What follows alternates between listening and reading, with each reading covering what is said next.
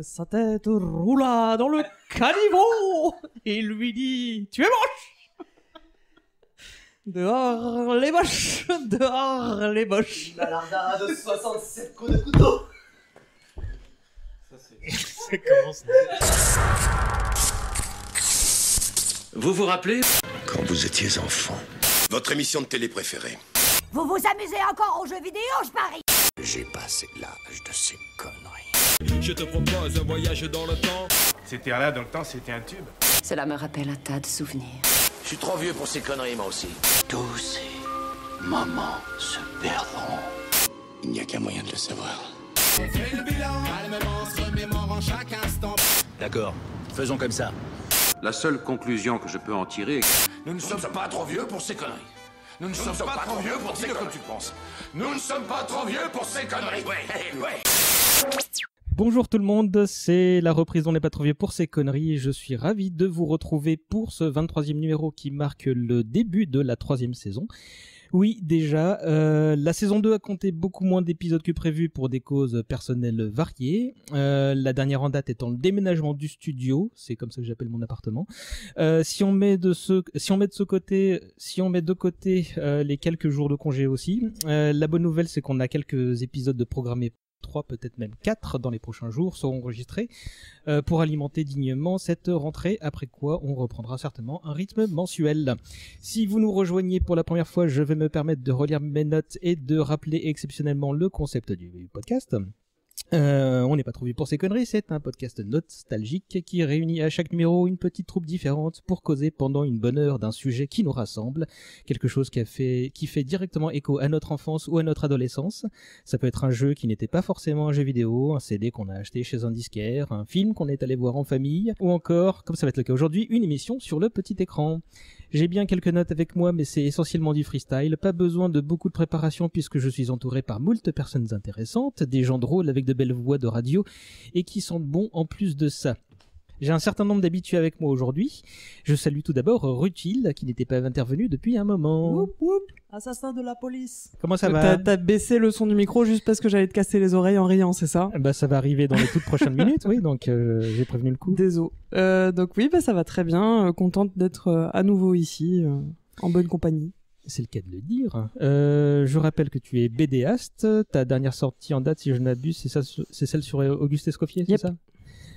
Tu es prof aussi depuis peu. Je vais être prof à la rentrée, prof de scénar dans une école de bande dessinée. Waouh, tu veux dire la chance.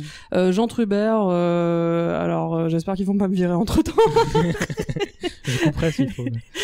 Non, c'est pas confidentiel. Donc l'école Jean Trubert, et j'y serai pour donner des cours aux premières et deuxième années là-bas.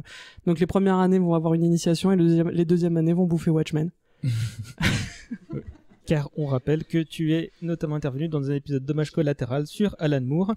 Et d'ailleurs, actualité, tu as participé récemment au podcast d'Océane qui s'appelle The Lemon Adaptation Club. C'est bien ça, ouais. Sur Alan Moore, il est vachement bien d'ailleurs le podcast. On a dit plein de choses intéressantes que je pensais pas pouvoir sortir encore après ton podcast. 6 heures d'Alan Moore. Après 6 heures d'Alan Moore, mais on a disséqué V pour Vendetta. On est revenu pas mal sur From Hell, sur Watchmen et autres. Donc voilà, ouais, ça valait la peine. Donc voilà, déjà un conseil radiophonique d'emblée. J'enchaîne avec Nicolas, notre bureaucrate biclassé, historien et juriste. Bonjour, et merci de m'inviter à Youpi Matin. Oui, l'émission des petits matins qui chante. Et oui, je commence tout de suite. Comment ça va ? Ça va très bien, merci. Je reviens de vacances. Je suis très en forme. Ça va durer 3 jours. Oui, je pense que ça va être liquidé demain, ouais. On rappelle que tu es l'auteur de 2 ouvrages sur la Seconde Guerre mondiale et on fera l'instant promo plus tard en fait. Ensuite, il y a Arnold avec nous. Salut, tu vas bien? Tu es traducteur, chanteur dans des groupes de métal, entre autres choses, et à côté de ça, tu es aussi vidéaste sur la chaîne La Grande Entrée, qui, mine de rien, ne fait que grandir, dis donc. Absolument, ça bouge pas mal ces derniers temps. Félicitations. Bruno, maintenant, coucou. Hello. Tu travailles dans l'édition, tu guides notamment une partie des auteurs en herbe qui souhaitent publier leurs travaux aux éditions Brajlon. Les pauvres. Et j'ai bon? Ah bah oui, complètement. Et pour finir le tour de table, on est 6 exceptionnellement aujourd'hui. C'est la première venue à cette antenne de l'ami Riley. Salut César. Comment ça va? Ça va très très bien. En plus, ce studio est magnifique. N'est-il pas? Il y a même un jardin pour tout vous dire. Ouais, et là, il fait un peu frais, sinon on aurait pu enregistrer dehors, mais ça peut se refaire. Ah, ça aurait été pas mal dehors. On fera ça pour le prochain barbecue. Ok. Toi, tu es l'un des co-animateurs de Pourquoi Buffy c'est génial. Tout à fait. Excellent podcast. Que je conseille à tous. L'ami Sartman était déjà venu une ou deux fois à cette antenne. Tout à fait. Et pour boucler la boucle Dommage collatéral, on avait fait un numéro de 12 heures sur Joss Whedon il y a quelques temps de ça. Il y a 2 ans, je crois. C'est ça. Qu'est-ce que tu veux dire de toi dans la vie, vu que tu te présentes pour la première fois? Et donc, oui, Riley, podcasteur amateur et réalisateur, monteur. Voilà. Ça, c'est mon travail de tous les jours. Je crois même que tu as fini ton premier long métrage il y a peu. Long métrage? Non. Non, je Court-métrage vais te couper ça au montage, c'est ça. Non, oui, j'ai fini un court métrage et là, il est quasiment terminé. Un nouveau court métrage qui devrait faire les festivals à l'automne. D'accord. Voilà. Bah, félicitations. Et peut-être un long métrage l'été prochain, mais cela ne nous regarde pas. Encore. De toute façon, les gens ne nous regardent pas. Je suis très content d'attaquer cette nouvelle saison en votre compagnie et ensemble on va donc s'intéresser à la carrière télévisuelle de l'un des plus grands groupes d'humoristes du siècle dernier, de La Fronde. Salut mec, ça va? Tu vas bien? On se présente? Mais non, tu nous connais. On est là pour te pomper, t'imposer sans répit et sans repos, pour te sucer ton flouze, ton oseille, ton pognon, ton pèse, ton fric, ton blé, tes économies, tes sous, ton salaire, tes bénéfices, tes bas de laine, tout ce qui traîne. Ce que t'as sué de ton front, on te le sucera jusqu'au fond. On est là partout, même quand tu joues, pauvre idiot, on est là partout. Le loto, c'est nous. Le bingo, c'est nous. Le tiercé, le quarté, le quintet, c'est encore nous. Le quintet plus. On te ressuce, faut que tu craches, faut que tu payes, faut que tu craches, faut que tu payes. Pas possible que t'en réchappes, nous sommes les frères qui rappent. Tout. Ça commence vachement bien. Matinale, mais j'ai mal. Je sens qu'il va y avoir de la punchline aujourd'hui. Je pense que ça, ouais. Silence. Je vais demander à l'un d'entre vous... Remettez-le dans sa cage. Ça va être compliqué. Je vais demander à l'un d'entre vous de présenter le sujet en quelques mots. Le montage, essentiel. Je vais faire semblant de réfléchir, parce que de toute façon, c'est une tradition, c'est du bizutage. Je vais demander au dernier venu de présenter le sujet du jour.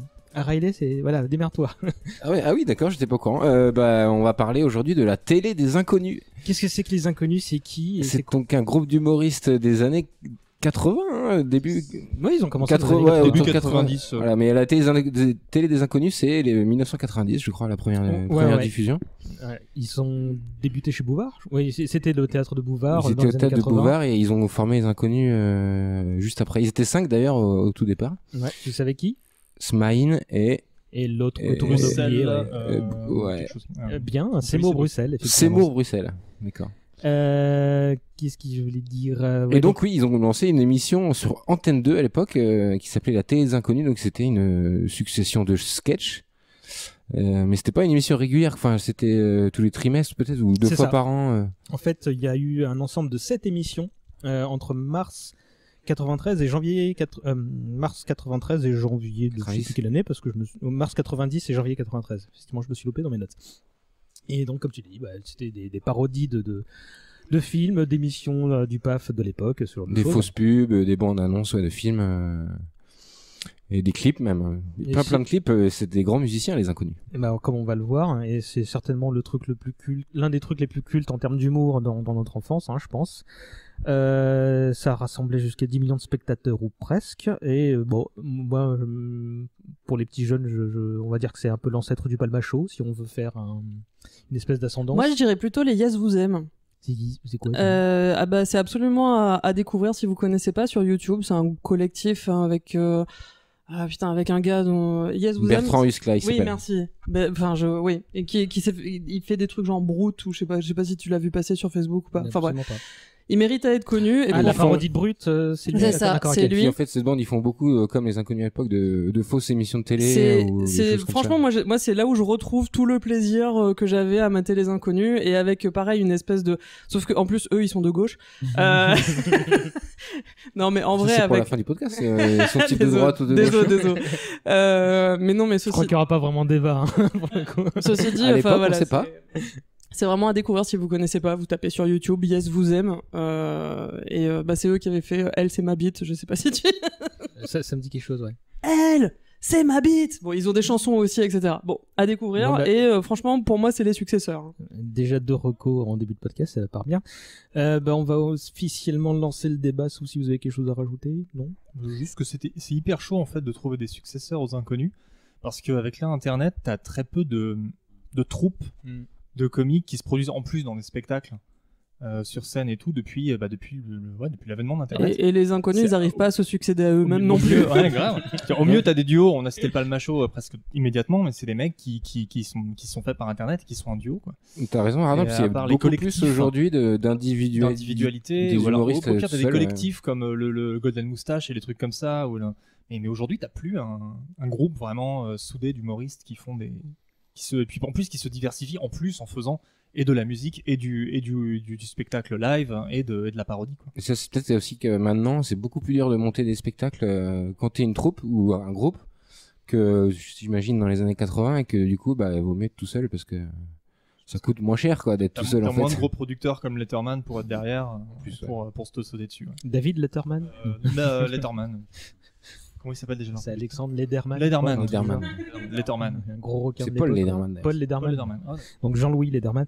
On va officiellement lancer le débat. Je rappelle qu'on a très exactement 1 heure devant nous pour discuter. Une petite clochette va retentir pour indiquer qu'on est à mi-parcours. Et lorsque le gong sonne, il faudra qu'on termine. Vous êtes prêts? Tout le monde y croit, hein. Ouais. C'est pas faux. J'y crois à mort. C'est parti. La question rituelle pour commencer pour tout le monde, et c'est encore Riley qui va commencer, c'est la découverte, à quel âge, dans quel contexte, comment, pourquoi? Alors je crois que mon premier souvenir c'était en 6ème, donc je crois que j'avais 11 ans, et notre prof de musique, Monsieur Trovel, nous a fait apprendre les paroles de Vice Versa. Et avec mon héros. Avec mon pote Ronan, on était morts de rire, et puis il a découvert que son père avait enregistré la télé des inconnus, parce que j'ai pas vu en direct. Il avait fait des cassettes de la télé des inconnus, on regardait ça chez lui le mercredi après-midi, c'était trop bien. T'es début de trentenaire, c'est ça, hein? J'ai 35 ans. T'as 35 ans, très exactement. Okay, donc j'avais, je pense 12 ans, je dirais. Ok. Rutil. Moi c'est marrant parce que donc j'ai grandi à l'île Maurice. On n'avait pas à deux à l'époque. Mais par contre j'avais une copine et je m'en suis rendu compte après coup qui avait les références. Elle faisait les blagues genre salut, tu vas bien avec moi et tout ça. Mais je savais pas du tout à quoi elle faisait référence. Et c'est que plus tard que j'ai compris, et je pense que je dois être la seule autour de la table à avoir découvert les inconnus dans les années 2000 en fait. Chance, je regarde, oui. Donc moi j'ai non mais j'avais dégoté un DVD et c'est comme ça que j'ai donc le beaucoup meilleur. Et les Rois Mages du coup dans les années 2000. Ah non, et les Trois Frères, purée, ma première approche ça a été les Trois Frères en vrai, donc pas la télé des inconnus mais le cinéma des inconnus, on va dire. Donc j'étais suffisamment jeune pour trouver ça drôle, je l'ai pas revu depuis donc je sais pas ce que ça donne. Je me souviens juste du gamin avec une perruque blonde qui crie je veux pas être déguisé en salope et les pouvoirs rangés. Les pouvoirs rangés, c'est une des meilleures blagues du film, hein, sans déconner. Donc voilà, et en fait à partir en plus même pas tout le beaucoup meilleur, mais le 2e CD du beaucoup meilleur, à partir du moment où j'étais en France pour étudier, j'ai découvert ça et comme quoi même c'était de la télé des années 80-90, enfin de l'humour en tout cas, qui faisait référence à de la télé des années 90.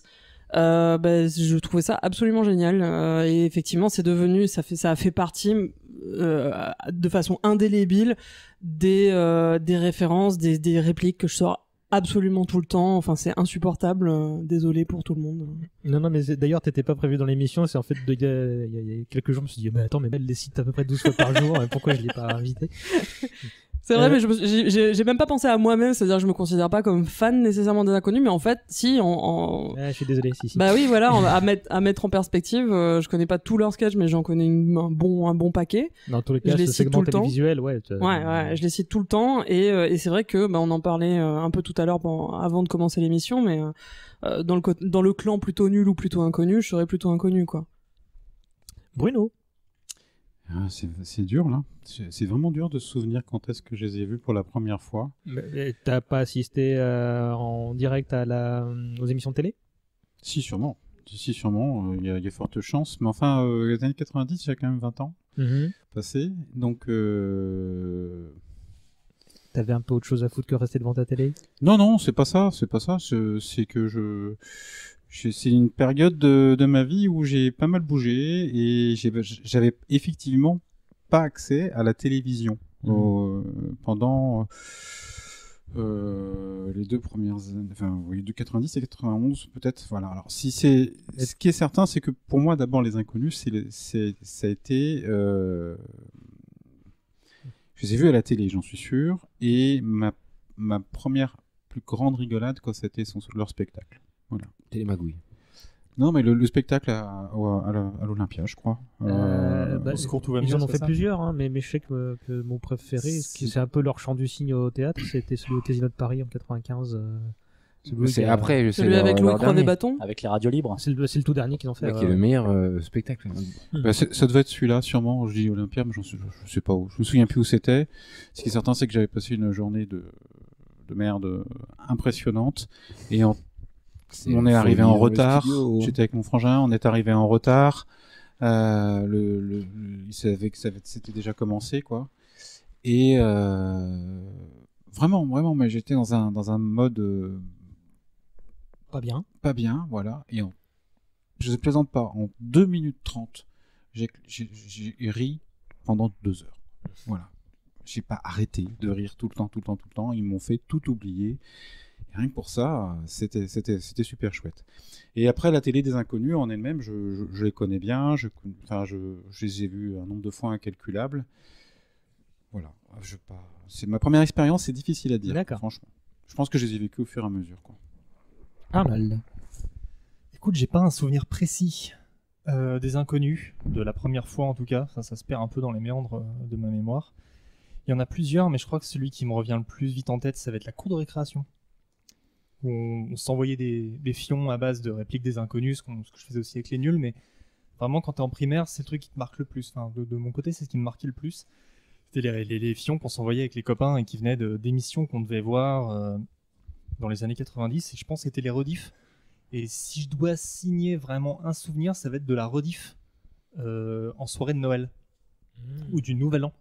Parce qu'il n'y a eu que 7 émissions, elles étaient beaucoup rediffusées, enfin Antenne 2 faisait beaucoup ça. Et je me rappelle surtout des Inconnus qui faisaient des vidéos un peu spéciales pour présenter le merdier en costard, sur le canapé avec une coupe de champ et qui faisaient des sketchs un peu spéciaux, des interludes, tu vois, pour présenter le truc. Et c'est vraiment ça dont je me souviens plus que les sketchs, plus que le premier sketch que j'ai pu découvrir ou quoi. C'était pour une chanson d'ailleurs, parce que ça restait bien en tête. Puis ils avaient fait des cassettes à l'époque et ça tournait beaucoup sur nos My First Sony et tout ça. Donc ouais, si vraiment je me souviens d'un truc, c'est les fions de la cour de récré, quoi.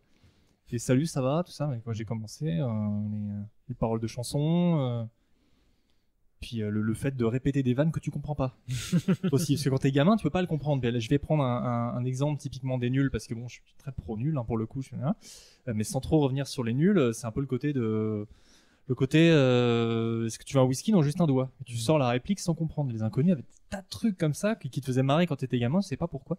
Et il y en avait toute une chier. Et je garde surtout des souvenirs de vannes entre potes, et ça me suit encore aujourd'hui. Parce que dans mes groupes, notamment, ça fuse Les Inconnus à chaque répète. Ça arrête jamais. Donc, ouais. Voilà, Poésie, voilà. Non, entre autres choses, c'est pas le truc le plus culte. Mais ouais, ça fuse. Ouais. Ça fuse bien. Je suis un gros gamin. Nico? C'est pareil en fait, parce que les Inconnus, ça m'a tellement marqué que pour ainsi dire chaque jour je balance une réplique. Il y avait même des soirées en pleine plaidoirie, tu l'as déjà faite? J'ai pas souvenir. J'aurais voulu caser C'est ton destin une fois, mais j'ai pas réussi. Mais j'ai dû le caser en exposé. Je crois que j'ai casé une phrase des Inconnus dans un exposé que j'avais fait, je sais plus quand, mais vraiment ça l'hémorragie de tes désirs et laminé par la joue bleue dérisoire, enfin je sais plus ce qu'il disait. De l'anacorette. Hypochondriaque. Mais je connais par cœur, et il y a même des soirées que j'ai pu passer avec des potes, et parfois ça dérapait. Enfin, ça arrivait 1 ou 2 fois, mais parfois ça a dérapé, et on partait pendant 1 heure ou 2 à reproduire de nous-mêmes les sketchs, on les connaissait par cœur. Après, mon premier contact avec Les Inconnus, c'est dans les années 80, avec le film dont le nom m'échappe. Oui, L'assassin qui est toujours 2 fois. Non, le téléphone sonne toujours 2 fois. où il y avait Smile, où ils étaient 5. Ouais. Il y avait même Patrick Sébastien en guest star. Ah, je me souviens pas. Et ça a été mon premier contact avec eux. Je savais pas que c'était les Inconnus à l'époque. Enfin, vraiment, je regarde ça gamin. Le film me fait plutôt marrer. Je crois que eux non plus savaient pas qu'ils étaient les Inconnus. non plus, ils savaient pas. Et après, il y a eu, j'ai entendu parler très progressivement, à la fois dans les cours de récré et en regardant la télé le samedi après-midi, des sketchs qu'ils faisaient sur scène, notamment Télémago, il y en a plein les fouilles. Stéphanie de Monaco, tout ça. Donc j'ai connu un peu. Et la notoriété grandissait, et j'avais hâte de tomber sur leur première émission de la télé des Inconnus. Et quand je suis tombé sur leur première émission, je crois que c'est vraiment la première tout court, elle m'a terriblement déçu. Ah ouais, j'ai quasiment pas rigolé. Il y a peut-être 2 sketchs qui m'ont fait plutôt marrer, et encore pas totalement, c'est celui sur Mission Impossible et celui sur Star Trek. Le reste... Capitaine. Il y a rien sur les camps, capitaine. Mais pratiquement aucun sketch, et même la chanson de l'émission qui, je crois, ça s'appelait Fuck You, quelque chose comme ça, il parodiait le rap américain, je crois. Je l'ai trouvé à chier, donc je suis pas du tout rentré dedans. Ça a failli sceller la fin de ma liaison avec eux. Mais il n'y avait pas le top 50 dans la première Non, même pas, je crois que non, c'était vraiment mauvais. Et pour l'avoir revu des années plus tard, cette émission-là, je l'ai encore trouvée mauvaise. Je rigolais pas. Il y a eu des moments où ils tombaient à plat. Hein. Ils ont commencé par un moment à plat. Et après, deuxième émission, alors là, j'explose de rire. Là, ça touche au génie. Je crois même d'ailleurs que c'est à ce moment-là qu'ils font leurs émissions sur la guerre du Golfe dans le monde, la guerre mondiale dans le monde, et c'est à ce moment-là, enfin voilà, ils faisaient partie Guillaume pour moi, Truand. avec Guillaume Truand. Et ils faisaient partie des rares comiques qui avaient parlé de la guerre du Golfe, et je trouvais ça plutôt gonflé de leur part. Parce que c'était un sujet qui avait été oblitéré par pas mal de comiques. Je crois qu'il y avait que les Guignols et eux qui en avaient parlé à la télé. Les autres étaient passés complètement à côté. Les nuls l'ont fait. Mais à partir de cette émission-là, j'ai trouvé que tout ce qu'ils faisaient était génial jusqu'à leur sketch de 95 sur scène, quoi. Pourtant, là, j'ai le déroulé de la première émission. Il y avait 2-3 trucs sympas. Hein. Il y avait Bioman, des trucs. Bioman, bah alors je l'ai raté. C'est la deuxième que j'ai vue. Non, mais il n'y avait pas Bioman. Il n'y avait pas Bioman parce que Bioman, j'ai attendu des années pour la revoir en rediffusion. Et après, j'enregistrais tout sur VHS. Hein. C'est les VHS que je me matais peut-être une fois toutes les 2 semaines. Avec mes parents en plus. Du coup, c'est une putain de transition parce que moi, c'est comme ça qu'ils m'ont eu. Enfin, moi, je les connaissais. Et mes parents et mes sœurs étaient très télé tout le temps, et du coup à force d'en consommer, on est forcément tombé sur eux déjà quand ils étaient déjà formés en trio. Il y avait plus les deux non, je les ai connus au théâtre. Ils étaient 4. Smile était parti, il y avait encore Seymour Trucuche, et donc quand ils ont annoncé les TV specials là, okay. Tu vois beaucoup de trucs américains. Je me souviens que toute ma famille était à l'affût. On disait ça va être la soirée déconne familiale facile à consommer, et ça a pas loupé. Et moi, ils m'ont eu à Bioman parce que je me dis d'accord, ils sont suffisamment. Enfin, je devais avoir 90, j'avais 7 ans. J'étais tout petit et j'étais déjà à fond dans je comprenais le délire parodique qu'ils essayaient de faire. Il y avait plein de trucs qui me passaient au-dessus de la tête. Et t'avais vu Bioman? J'avais vu Bioman, ouais. Non mais c'est la copie conforme, c'est-à-dire au cadrage après c'est ça, c'est incroyable. Ouais. Ça se déroule dans une carrière, enfin et même les dialogues ils sont presque plus qualifiés que ceux de Bioman. Mais le truc c'est que moi j'avais regardé ça au premier degré. En fait, tu vois, j'avais pas compris que c'était. Je me disais putain, ils font une sorte d'hommage à Bioman. Même avec la chanson Salut bande de tarés. Oui, ça un autre sketch. Ça, je sais plus. Dans le DVD, en tout cas, ça introduit le. Il précède le sketch de Bioman. Ouais. Et puis on les voit en plateau avant, ils font Corbier et tout ça. Exact. Ils sont foncés en fait. C'est pas les nuls, c'est pas les nuls qui faisaient le club des ratés. Oui, non, ça c'est. Le club des ratés. Mais non, cet aspect, tu vois, parodie très très, comment dire, violente, hein. Non, ça m'était passé au-dessus de la tête, quoi, tu vois. Et donc moi je disais ok, ils sont cool, ils font du Bioman parce que j'aime bien Bioman, et donc c'était très premier degré, quoi. Et en même temps, c'est vrai que si t'es pas prévenu, vu effectivement à quel point, avec quelle fidélité ça retranscrit les angles de caméra et d'une manière générale, enfin genre l'esprit général du truc, tu peux le prendre au premier degré, je pense. Parce que je me disais c'est drôle, mais c'est parce que c'est des inconnus. C'est pas drôle parce que c'est Bioman. Je me disais c'est bien, ils incorporent un peu de Bioman dans leur art, ces gens-là, tu vois. C'est marrant. On l'a dit, donc il y a une succession de sketchs, d'émissions de télé, de films, de plein de trucs, il y a des chansons, etc. Je vous propose de passer sur les petites séquences qui sont répétées sur les journaux télé, les météos dans un second temps. Pareil pour les chansons. On va plutôt que de vous lancer sur des sujets, on va se faire un petit tour de table et vous allez parler des sketchs que vous aimez chacun à votre tour, et puis on voit comment ça se passe. Et puis Petit sketch, gros sketch. Comme tu veux. Et si ça déborde, j'essaie de recadrer un petit peu le truc. Vas-y, commence Arnold. Pourrais répéter la question? Le sketch que tu voudrais évoquer en premier. Le sketch. Oh, ça c'est dur. C'est méga dur. T'es horrible là. Il faut bien lancer le truc et j'ai confiance en toi. On déconnait tout à l'heure avec Nico. La petite trilogie sur le téléachat me fera toujours mourir de rire parce qu'en plus c'est tellement figé dans le temps. Tu peux plus refaire ça aujourd'hui. J'ai pas allumé un écran de télé depuis 15 ans, mais il y a plus de téléachat aujourd'hui. Si, il y a encore du téléachat. Enfin, il y a plus de téléachat. Les chaînes qui font ça toute la journée. Il y a plus de téléachat présenté par Pierre Bellemare. Tu vois ce que je veux dire? Parce qu'il est décédé, je crois. Il y a plus ce côté. Non, mais ce côté-là, ce côté. Je vais prendre il y a toujours de l'ADN de Pierre Bellemare qui fait du téléachat. Cette espèce d'écrivain à succès pour présenter du téléachat. Amazon présente le téléachat. Ah, mais grave, on pourrait trop faire des trucs. Il y a ça qui me vient, mais il y a 10 000 choses. C'est hyper dur ta question. Tu es pervers, mon petit César. Sinon, moi, Après, sinon, il y a aussi les fausses pubs. Ils en ont pas fait des masses. Mais il y en a 2-3 qu'ils ont fait et qui m'ont bien fait marrer et qui m'ont fait me chier dessus aussi. À chaque émission. Il y avait Crit et Crasse qui me faisait marrer. Les poupées Klaus Barbie, ça m'a fait. Alors, mon gars, moi, les Klaus Barbie, ça m'a fait me chier dessus quand j'étais gamin. J'avais vraiment ultra peur de ce truc-là. Puis il suffit d'entendre la voix de Didier Bourdon à la fin qui fait c'est bientôt Noël. Là, ça m'a fait marrer. Mais le truc me faisait vraiment flipper. En fait, ça vient d'un film qui s'appelle Dolls. C'est Stuart Gordon, le mec qui a fait Réanimator. Qui en plus c'est un film pas si mal que ça. Et il m'a fallu au moins 20 ans après l'avoir vu pour exorciser le merdier, quoi. Ah, ok, d'accord, maintenant je suis assez fort pour le regarder. Et oui, les fausses pubs, j'aimais bien. Et puis, tout ce genre de conneries, j'aimais beaucoup. Mais je pourrais pas t'en citer un. C'est ultra dur, quoi. Non, mais on va citer plusieurs. Hein. Téléachat, si je choisis, et surtout le test 20. Le test 20. Comment il s'appelle? Il y a une espèce de multi, un appareil qui permet de tester les vins sur. T'as 5 verres, t'as 5 mini réceptacles pour recevoir de l'alcool. Et Didier Bourdon les teste au fur et à mesure les vins, il finit complètement bourré au bout de 30 secondes. Il est bon celui-là, j'ai essayé celui-là, et ça part complètement en couille. Et c'est très drôle. 10-15 la cuisse. 10-15 la cuisse. C'est très drôle. Et celui-là, je l'ai complètement pas en tête, quoi. Pareil. Je te l'enverrai sur Messenger. Il est rougi. Il rougit au niveau du visage. C'est incroyable. Et il joue très bien l'ivresse. Alcoolique, ouais. Surtout qu'en fait, il faut jouer. C'est fort parce qu'en fait, il faut jouer l'ivresse sur 3 minutes de sketch, quoi. Parce que déjà, tu peux pas être bourré à moins de.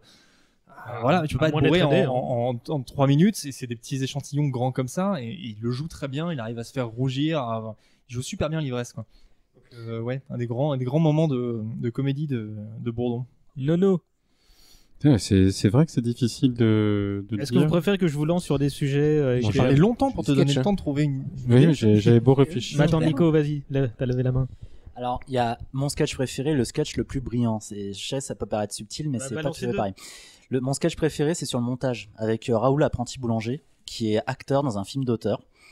Oui. Et c'est incroyablement bon, c'est toujours drôle, ça finit sur une réplique de Bourdon, remettez-le dans sa cage, qui à chaque fois me fait pleurer de rire. Et c'est un sketch en fait qui raconte qui met en scène un metteur en scène, joué par Bourdon, qui recrute un apprenti boulanger pour faire du cinéma expérimental. Joué par Campan, qui fait très bien le débile. Voilà. Et en sa présence, il suscite des phrases de Campan en déchirant sa BD. Campan balance des phrases, et à partir de ces phrases-là, il va en faire un film. Vraiment, faut voir le sketch, il se raconte pas en fait. Mais faut vraiment voir ça, c'est hyper drôle, avec Pascal Légitimus là, qui joue un rôle de meuf, Anne-Isabelle. J'espère que je te dérange pas pendant ta thèse. Et ça, c'est vraiment mon sketch préféré. Après, le sketch le plus brillant, c'est ce qu'ils ont fait sur le cinéma. Là encore, je crois que c'est Reza. Il y en a plusieurs. Non, il y en a plusieurs, mais il présente parlons cinéma. Je sais plus. Il parle de 3 films. Tout ce qu'on s'est planté. Qui racontent la même histoire. Non, pas celui-là. C'est trois films qui racontent la même histoire. Ça commence par un film muet où tu vois un type qui bute un autre. Ouais, ensuite, tu passes à un film doublé par les dialogues d'Audiard. Et Campan, il joue un mec un peu années 70, un peu. Ouais, je sais plus. Alors, Bourdon joue clairement genre le critique de droite. Voilà, c'est ça. En mode, et l'autre joue un critique c'est de Libé. absolument. Enfin, il parle avec son accent snob, et Campan lui plutôt libé, tu vois, avec son côté un peu 68 art. Exact, voilà. Ouais. Et après, ça finit par une parodie des parapluies de Cherbourg. Enfin, ça commence. Elle est vraiment, incroyable. Cette parodie des parodies. Enfin, genre. Elle est énorme, ouais. Enfin, je sais, même si vous aimez Jacques Demy ou si vous n'aimez pas Jacques Demy, il faut absolument voir ce truc parce que c'est pareil, c'est exactement ça. Ça, c'est la vie continue.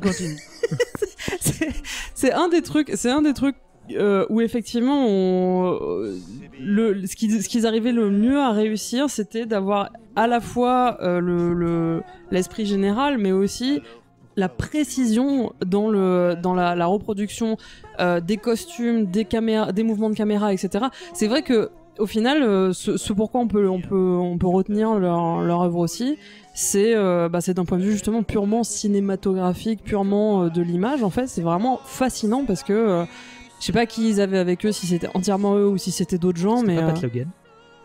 Non mais c'est une vraie question. Aucune idée. Mais c'est vraiment du génie pour le coup. Ouais. C'est hallucinant. Thierry Lafrance, enfin. Ouais, mais il parodiait même le grain de l'image. Ah ouais. C'était incroyable de voir une parodie au cadrage près, le jeu d'acteur, tout était là, même la musique. Enfin, ils arrivaient à récupérer des fois.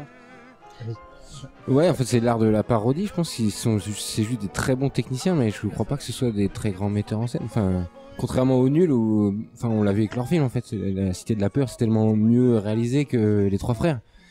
Mais les Inconnus, ils avaient un don, ils avaient le sens de la parodie. Enfin, ils avaient vraiment, comme tu disais, Rutil, ils ont au détail près, quoi. Ils ont étudié à mort en fait ceux qu'ils vont parodier. C'est moins rushé en fait en termes de parodie par rapport au Nul. Oui. Tu sens qu'ils ont plus étudié le personnage. Et là, ça me fait penser au sketch. Typiquement, ça va être la parodie d'Ardisson. Qui est fatal, quoi. Et ça, une fois qui fait Sagan, c'est ça.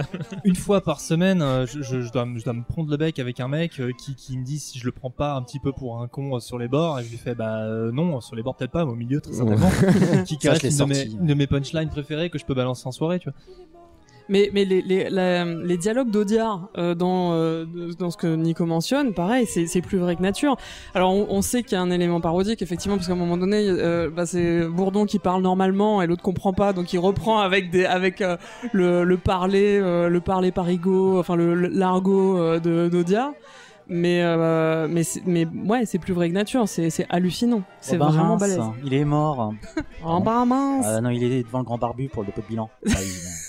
Garde le micro, Rutil, toi ton sketch, si tu veux en... là, d'emblée, alors le problème c'est que effectivement ce que j'ai le plus retenu, ça va probablement être les chansons, genre particulièrement Vice Versa, mais alors je vais citer en dehors effectivement du sketch sur le cinéma que j'ai découvert en plus sur YouTube, même pas sur j'ai découvert ça un peu anarchiquement, mais celui que je vais citer et que j'ai découvert du coup sur le DVD, c'est probablement Youpi Matin, et même pas, non mais le truc c'est que même pas tout Youpi Matin, parce que tout n'est pas nécessairement drôle, mais par contre jamais j'oublierai Pascal Légitimus complètement décalqué qui dit c'est un bouquin qui parle de la guerre et de la paix. Non, en fait il s'arrête, il regarde pas et de la paix et c'est Tolstoy qui l'a écrit, et la blague la plus drôle de tous les temps pour qui est un peu littéraire, il laisse tomber le livre par terre, s'est fait un bruit énorme et c'est édité chez Plomb. c'est brillant, mais voilà, ça c'est genre le critique livre matinal qui a dû se taper guerre et paix et qui doit faire la critique. Je crois que jamais j'oublierai en fait. C'est du café, Michel. Ils sont tous torchés. Zéra à côté. Un petit café. Pas bien. Ils sont tous torchés. Il y a William Lémergie en pantalon de pyjama. Enfin, c'est n'importe quoi. Et bien sûr, je suis matinal, mais j'ai mal. J'ai remarqué pas. très tard, mais vraiment super tard. Genre il y a peut-être moins de 5 ans qu'ils avaient des cernes dessinées sous les yeux. Ah oui. Quand j'étais gamin, je trouvais ça déjà super drôle. Mais en fait, les cernes, je l'ai remarqué que super tard. Bah, peut-être qu'avec une vieille télé. En parlant de phrases que je répète peut-être pour ainsi dire chaque jour, il y a et le soleil va se coucher, comme tous les jours. Il a bien de la chance. Mais je crois que je la dis chaque jour cette phrase-là. Il est édité chez Plomb, pareil. Moi qui ai souvent des bouquins entre les mains, je fais passion du terme. Mais le fait que Bourdon qui joue le cuistot, qui se coupe la main et qui resserre de gimmick de fin de l'émission, c'est-à-dire c'était au premier tiers ou un truc du genre, et à la toute fin il y a le générique qui est passé, on retourne sur le plateau de Youpi Matin, tout le monde dort, et il y a lui qui dit encore là, Il est vraiment mal. Le pire Au en plus, secours. je crois que c'est un de ceux qui m'a le plus marqué aussi parce que comme tous les gamins, je me levais tôt le matin pour aller voir les dessins animés, qu'il y avait toutes sortes d'émissions pourries qui passaient avant, et c'est exactement ça, le youpi matin 1 de bon matin 1 youpi matin youpi, et c'est genre c'est horrible, mais je m'en suis tapé tellement et c'est parfait, c'est absolument parfait, c'est exactement ça. Riley. Moi le plus important, enfin en tout cas pour moi et mes groupes de copains, je crois que c'est les chasseurs finalement qui est le plus culte, qu'on ressort tout le temps, les répliques des chasseurs, qui est juste parfait quand même. Et qui est adaptable à toute situation. Tu parles des socialistes, les bons socialistes, les mauvais socialistes. C'est pour ça qu'ils l'ont un peu adapté. Enfin, je sais pas si c'est le premier du segment, mais il y a les flics où tu c'est vrai un peu le même personnage. Ils y font référence encore. Et puis je dans pense Poésie aussi, il y a un bon hard rocker. C'est c'est vraiment un des plus marquants, je pense. Et puis il y en a deux petits que j'adore. Il y a le journal des régions Bretagne. Oui, ils font moi c'est Yann. Il met des hecks et des hic à la fin de toutes ces phrases quoi. Et il y a un que j'adore aussi, c'est le chevalier de Pardaillec. Ah ouais, c'est génial. Oui, on les voit manger des poulets en plastique au début. C'est délicieux. Et ça c'est tellement débile quoi, avec les. Mais en plus vraiment c'est pareil, c'est si tu te tapes un petit peu les adaptations historiques, France 3 et machin, le manque de budget et tout ça, c'est bien fait aussi. Dans Pardaillec, il y a un plan où ils font sortir l'armée du château, puis en fait ils tournent en rond, tu sais, autour de. Il y avait plus de moyens dans ce sketch que dans certaines fictions françaises. Et dans le même genre d'idée, il y a Thierry Lafrance qui est parfait. Mais Thierry Lafrance, toujours dans le côté, on peut totalement l'étudier en termes de cinématographie et machin. Enfin, en termes de commentaires sur le cinéma et tout ça. Enfin, pour montrer quand même l'intelligence du truc. Pareil, il y a un plan en particulier auquel je pense en permanence, c'est quand il s'avance vers la caméra avec son médaillon. Tu sais, il se rapproche de la caméra jusqu'à la toucher, et après t'as le raccord caméra où il a le médaillon dans le dos. C'est genre. Et pareil, ça c'est un truc. C'est comme Chantons sous la pluie. Je pense que si tu veux faire étudier le cinéma et le langage cinématographique à des élèves, il faut. Je m'attendais pas à ce qu'on. Tu mets pas les inconnus quand même. Ah bah écoute, mais j'y crois sincèrement parce que justement c'est un commentaire, c'est une parodie effectivement, mais du coup ça reprend tout le langage.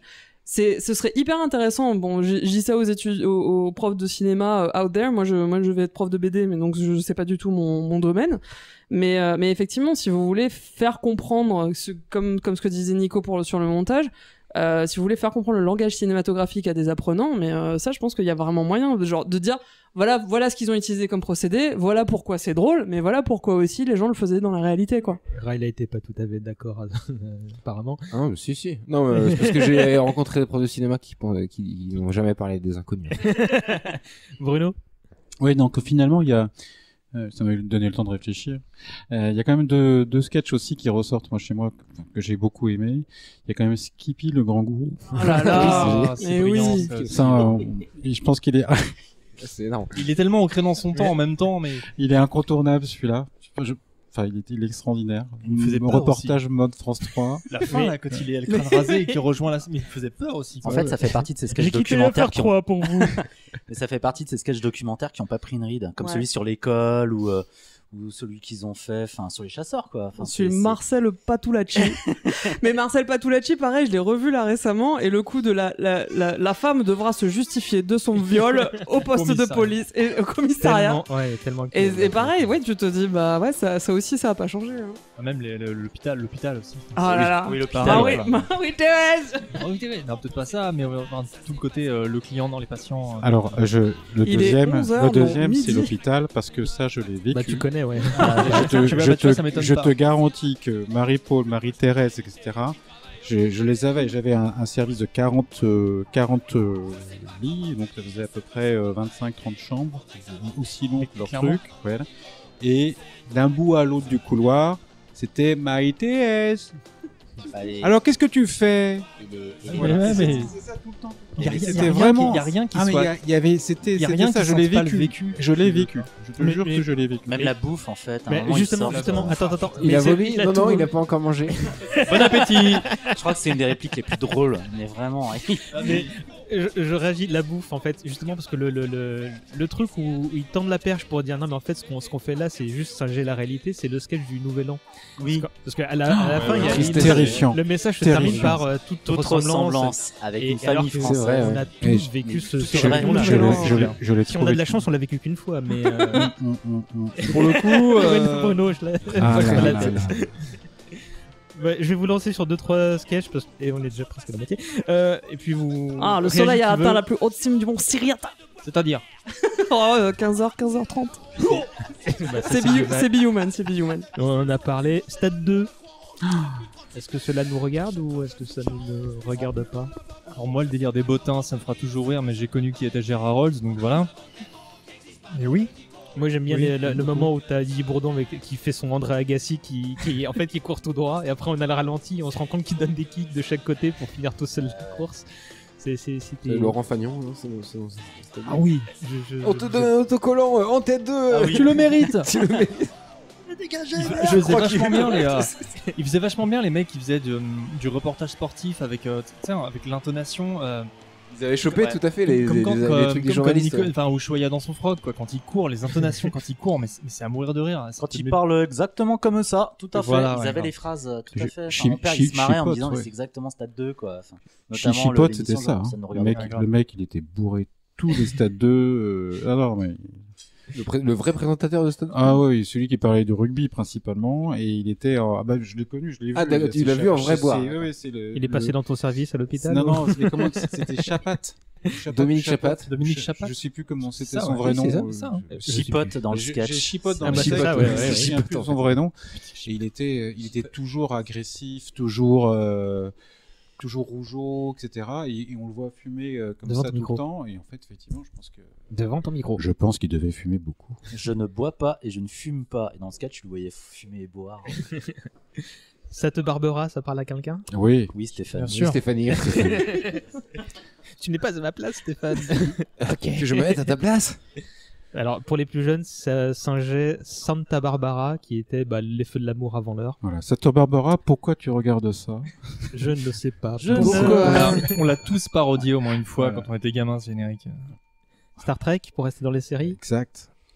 Je trouve pas que ce soit un des plus percutants. Non, mais ça plus, tient tu vois. juste sur capitaine, sur l'écran. Il y a rien là, et ça résume tout. Il y a- Oui, ça résume il y ce a qu'il y a à aussi, savoir. le Avec tout matériel l'amour que déjà, j'ai pour la série il y originale. a aussi leur matériel qui déconne à plein tube. C'est français. Chaque fois, il précise. Mais c'est- Pour nous c'est- en Spock. Mais encore une fois, le il- casting idéal. C'est Mais pas le le- meilleur sketch. C'est vrai, tacler, enfin, pour revenir sur Be-Human, c'est genre, t'inquiète, c'est pour la télévision française, c'est vraiment cette espèce d'idée, c'est genre, non, mais de toute façon, la le française, clivage, c'est de la merde. Japon-France, ils aimaient bien le faire, ouais. Ils Voilà. sont très forts pour ça. En France, on Les sait pas envahisseurs, dessiner, mais Oui, les envahisseurs, mais là, on Ouais, était ouais. en Là, c'est pleine, mythe politique et c'est tout. ça. Enfin, c'est. en Le pleine der- panique jaune, en pleine Edith Cresson, et les fourmis, enfin, voilà, quoi. Ils nous ont soumis le dernier Walkman miniature français, que voici. C'est un radiateur le plus. Bon, c'est bien, je peux cocher les envahisseurs. Il a mangé un sandwich à avarié à la harissa. Il a péri après une longue intoxication. Ouais, c'est Ouais, un peu mais vieilli quand même. ouais, Ils sont ça, un ça a un majeur peu plus lent que la moyenne. C'est Mais ça difficile me fait- de refaire ça maintenant. Mais je crois que ce sketch m'a fait mourir de rire à l'époque et je voyais pas forcément le côté peut-être raciste, Ah quoi. bon, Enfin, non quitte à plus. parler politique. Ah, maintenant. c'était un autre Mais temps. maintenant, il pourrait plus être fait. En Ouais, fait, il y a pas mal de enfin, choses oui, qu'il pourrait plus faire du oui tout. et Le non. Ah non, bras clairement pas, non. coupé, le bras coupé, les trucs un peu.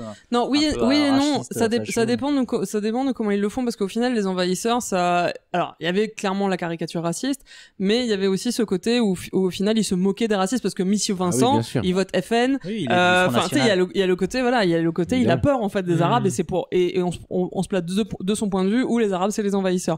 Pour moi, ce qui fait vraiment tomber le sketch dans un peu le racisme facile, c'est justement la fin avec les Chinois, enfin en plus justement alors les C'est l'accent, Chinois les Chinois, japonais, ouais, mais ça, c'est parce que les c'est un années bol 80, quoi. chinois qui se pose, etc. avec on va tous les niquer.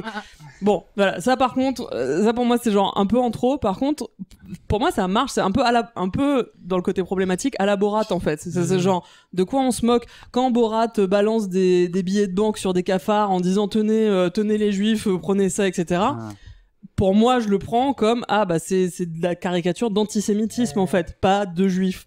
Donc les envahisseurs, c'est un peu la même chose, à prendre avec des pincettes quand même. Sachant que vraiment ce sketch-là, je l'ai trouvé brillant aussi parce que ça parodiait super bien la série. Je la connaissais Ouais. très bien la série, elle était rediffusée chaque année à l'époque et vraiment là encore c'était un super copier-coller de la série des Envahisseurs. Tout était là quoi. C'est filmé pareil. Après, Ouais, à tout voir, à fait. à voir À peu près aujourd'hui pareil. comment Oui, non, mais quelqu'un c'est pour qui ça, serait comme un millénial un peu à cheval sur la chose pourrait prendre le truc parce que les envahisseurs à mon avis connaît pas. Mais c'est là le où contexte il connaît pas non plus donc ça reste délicat aujourd'hui oui, je pense mais c'est là aussi où ils étaient flous politiquement parce que je pense que justement t'as des moments dans les Envahisseurs où bah oui on donne dans la caricature raciste de Ouais, mais ça vient de l'époque, puisque, enfin, tu parles de flou politiquement peut-être, mais là, quand ils font les envahisseurs, ils se placent, justement, ils se moquent des racistes.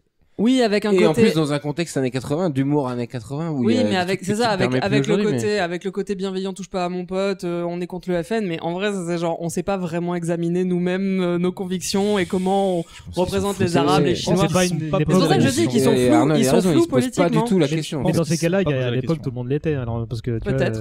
Je sais pas, hein. Moi, je connais pas, j'ai pas suffisamment de panorama de la télé française à l'époque.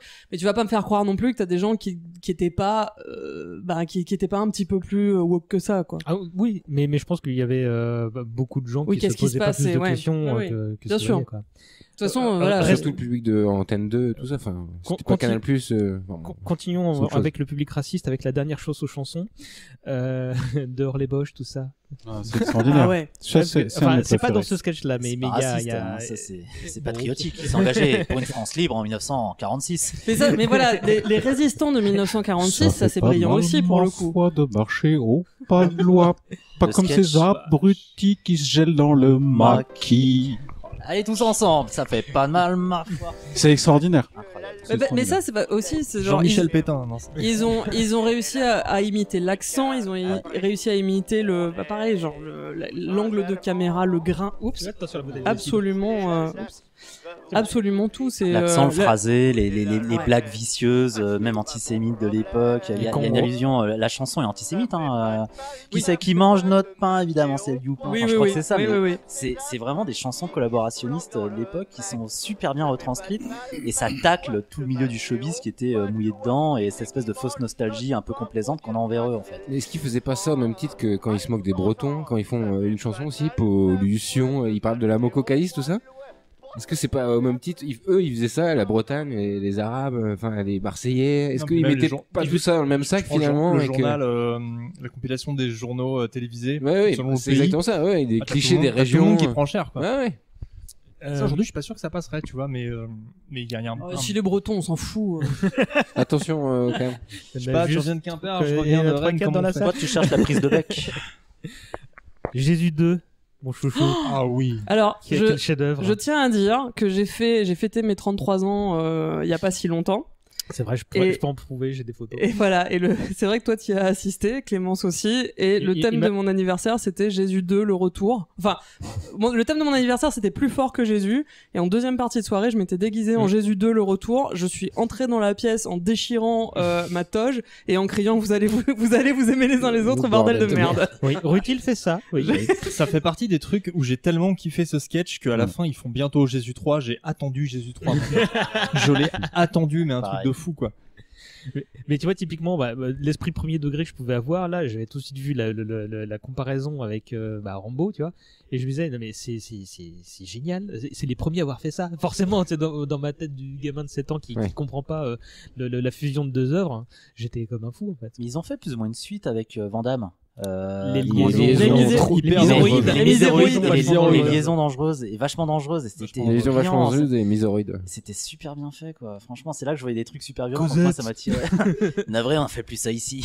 Thénardier se barre. Enfin, l'ambiance complètement post-apocalyptique. Une rue de Paris en 1862. Comment c'est Son Javert THX Dolby Quadri Digital Laser. Du jamais entendu. Mais Javert en flic du style Mad Max, enfin c'est un truc encore que je fais beaucoup, c'est avoir les lunettes de soleil avec la bouche un peu comme ça, tu sais, regarder des potes et virer les lunettes. Dans vos micros, les enfants. Le truc passe quoi. Tu veux que je lâche le petit? Ok. Tu veux que je lâche la petite aussi? Je suis tombé par terre, c'est la faute à Voltaire. Je crois que c'est ma faute. J'en ai pleuré de rire. Et là, flashback, et c'était Kung Fu. Mais j'aimerais ceci dit. Non, c'est pas Kung Fu, c'est Bloodsport. Bloodsport. Ah, ouais. Bloodsport, je pense que exactement. c'était Kung Fu Bloodsport. avec Hardin. Il fait le grand écart. Quand sur grand les- écart, les- ouais, c'est extraordinaire. C'est tout. Mais Non, il y a un autre grand écart, mais c'est dans les liaisons vachement dangereuses où en fait il y a C'est des pareil. fausses jambes. Bah, sur c'est le même côté. perso, c'est- ouais, c'est c'est Bloodsport, le c'est même la même flashback. Ouais, oui. S'il est vrai que Maverick pu vous offenser. Tiens, voilà C'est la la mouche mouche Merteuil. ceci dit, je vous invite à remater la baston dans les Miséroïdes. C'est pas mal d'un point de vue baston. Non, mais c'est ouf, hein. Ah si, Ouais, ouais. rematez-la. Genre, je l'ai vu il y a c'est pas longtemps. chorégraphié et le plan, ce qui est très Sam Raimien, de la caméra fixée sur le couteau qui fonce vers. Complètement, c'est Sam Raimi à 200%. Et je crois qu'ils l'ont 100%. aseptisé après, parce que la première diffusion, ça allait tellement loin. Tu vois, à un moment, t'as quand même Didier Bourdon en Van Damme qui a un sourire de malade avec le couteau qui le rentre dans le bide de Legitimus. Mais c'est hyper violent comme scène. Il joue avec, tu vois. Ça dure 2 heures. Ça dure tout ça. Ils arrêtent pas de crier. Enfin, mais c'est Ils super ont mis long. un fader sur la Mais je crois voix, que- enfin le truc. Je crois qu'ils ont dû l'aseptiser ce sketch tellement ça allait loin quand même. Enfin, mais voilà, mais ceci dit, sincèrement, rematez-le. En termes de pure cinématographie, je vais être la meuf chiante avec. Non, mais c'est assez ouf en fait. Ça pareil, ça fait il y a une certaine inventivité qui est étonnante en fait pour juste entre guillemets une parodie. On parle en termes de, puisque tu cites Sam Raimi, les dents de la mouche, quoi. C'est Evil Dead à 200%. The Canines of super the drôle, Mooch. ça. Ouais, Alors- bah c'est Sandy. Ça fait 4 jours qu'elle est partie faire pipi. Et Billy, ça fait 3 jours qu'il est Ah, parti couper oui, du oui, bois. Maîtresse et patient, ça vous parle? Oui. Quand il n'y a plus rien d'autre à voir à la télévision. Ouais. À l'hôpital Oui, Velpo. l'hôpital Velpo. J'ai décidé de vous transférer à l'hôpital Velpo. Mais à chaque fois, L'hôpital Velpo. à chaque fois que je J'ai prends un décidé. Doliprane, c'est une catastrophe. Acide acétyl, ce médicament. Mais quand j'ai appris que c'était ça, parce que moi sur le moment je savais pas. Oui, bah, je savais pas non plus. L'acide acétylsalicylique, j'ai enfin compris. Là, j'ai tout de suite pensé aux inconnus.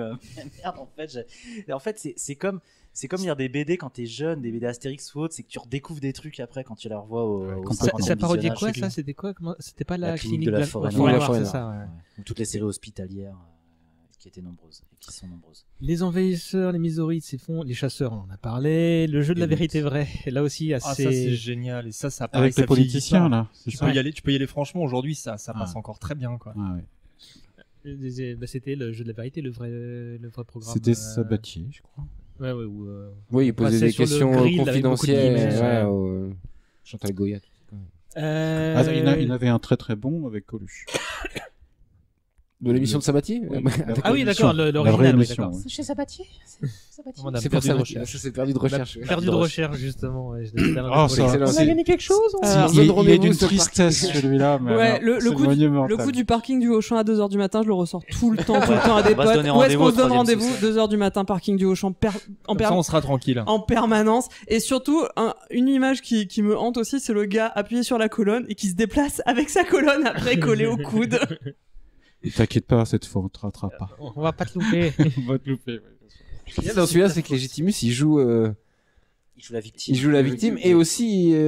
Non, Le c'est. présentateur, il joue le présentateur aussi. Non, il Il joue y a, les deux, il y a hein. un Je dans crois le qu'il couple joue à la fin, il est aussi Non, Il joue le dans présentateur couple, qui est Bourdon, sur Campan, place. non, c'est Bourdon, Campan, Bourdon le- joue la femme, Campan joue le meilleur ami de la victime, et je crois que Legitimus fait les deux, hein, fait Non, le présentateur il et fait le un présentateur et la présentateur victime. qui est sur place. il est en place. Oui, Oui, oui, c'est ça. c'est ça. Oui, t'as raison. Non, et parce c'est que l'envoyé c'est une, spécial. C'est Bourdon qui fait C'est une Pradel. petite maison qui ne paye pas de mine. Enfin, il sort un discours vraiment Dans un Il a petit deux couloir rôles, ouais. étroit. étroit. Thierry Lafrance, on en a parlé. Le commissariat de police, on en a parlé. Top 50. Ah, ça c'est génial. Oui. Il est bah, fort, ils sont forts en plus. hein. Là, Coca-Cola, Pepsi Orangina, Hollywood, Ajax VCPQ Soupline. C'est cucu, c'est concon, c'est cucu, c'est débile. C'est top 50. Les Tranxen 500, quoi. C'est Tranxen 500. Oui, c'est ça Tranxen. Putain, mais ça, pareil, enfin, ça ressort tout le temps, quoi. Et là, j'ai fait mon listing perso. Est-ce qu'il y a des trucs que vous vouliez citer parmi les sketchs qui vous ont plu? Non, on peut pas tous les citer, Non, on mais peut il y pas, en a un non. qui me revient, c'est Fort Boyau. Qui est une parodie incroyable de Fort Boyard.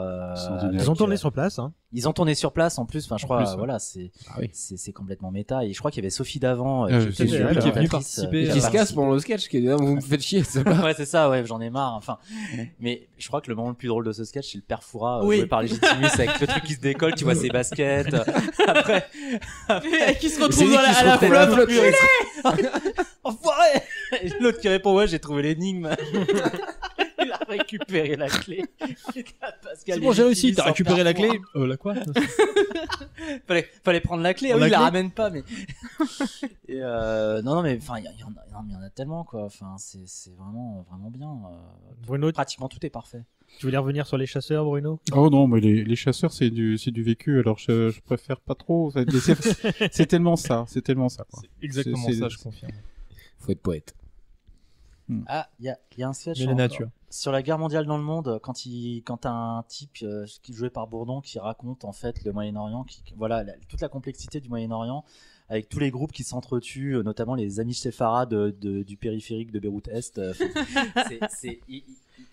Il raconte à quel point c'est super compliqué, mais le dialogue, faut vraiment le taper sur YouTube pour le retrouver, parce que ça, là encore, ça a pas pris une ride, c'est super drôle, ça part complètement en couille, mais c'est voilà, vraiment à chaque fois je rigole à ça. Il faut que tu racontes ton anecdote sur Thierry Lafrance. Ah ouais, merci Rutile. Ouais, en fait, je voyais le sketch Thierry Lafrance avec ma copine qui avait vu Thierry Lafronde, mais qui n'avait jamais vu jusque-là Les Inconnus.